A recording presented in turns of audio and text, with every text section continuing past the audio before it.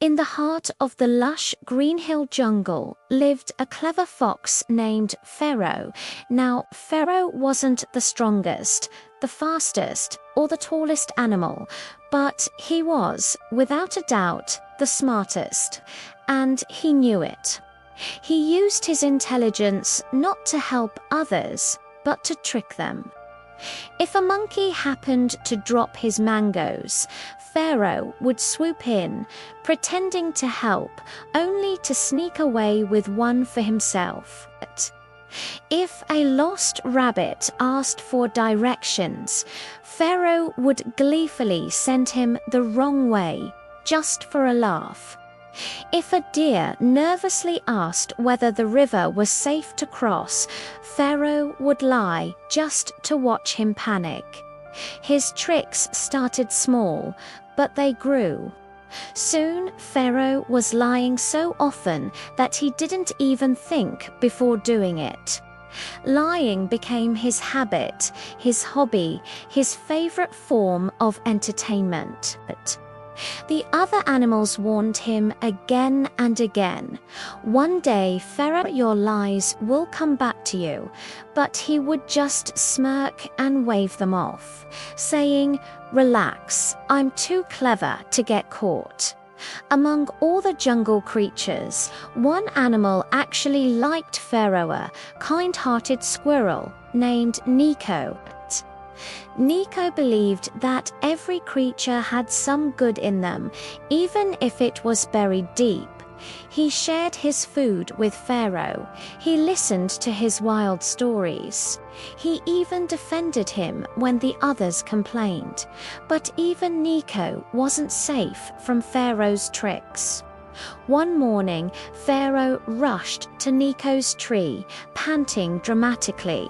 "Nico, a giant eagle stole all your nuts." "Hurry!" Nico panicked and scrambled up to his storage hollow, only to find everything perfectly in its place. Faro burst out laughing. "Relax, it was just a joke." Nico didn't laugh. A small, invisible part of their friendship cracked that day. Then came a dry afternoon. The jungle wind shifted, carrying something strange through the air. The unmistakable smell of burning. Faro was wandering near the eastern edge of the jungle when he saw a pillar of smoke rising from the bushes. A fire had started. It was small at first, but it was spreading fast. Faro's eyes widened in terror. He needed help, and he needed it now. He turned and ran toward the other animals, shouting at the top of his lungs, "Help, help! The forest is on fire. Please, someone come!" But the animals just continued eating, playing, and resting. The deer shook his head and mumbled, "The fox is lying again." The monkeys chattered and laughed. "Nice try, Faro. We're not falling for that one this time." Even Nico just sighed sadly from his branch. "Faro, please stop. We're tired of your tricks." "No, I'm serious this time," Faro cried, his voice cracking with desperation. "Please, the fire is real." But after so many lies, his truth sounded like just another one of his jokes. No one moved, no one listened, no one even looked up. And for the very first time in his life, Faro felt fear. Real, chilling fear. The smoke thickened. Faro turned back toward the east and froze. The flames were no longer distant. They were creeping toward him, crackling hungrily through the dry leaves. Waves of heat washed over his fur. He ran. Branches scratched his body. Ash stung his eyes. He stumbled, gasping for breath, his heart pounding in his chest. "No, no, I don't want to die because of my own lies," he thought. But the fire didn't slow down. Just when he thought the flames would swallow him whole, he spotted a small hole beneath an old banyan tree, just big enough for a fox. He dove inside. The fire roared outside, but the hole protected him. He trembled in the darkness, listening to the sound of the forest burning above him. Minutes felt like hours, and in that small dark hole, the truth finally hit him harder than the flames ever could. His lies had built a cage that had trapped him all alone right when he needed help the most. When the fire finally passed, the animals gathered to see the damage. They saw Faro emerge from the ash-blackened ground, coughing and weak.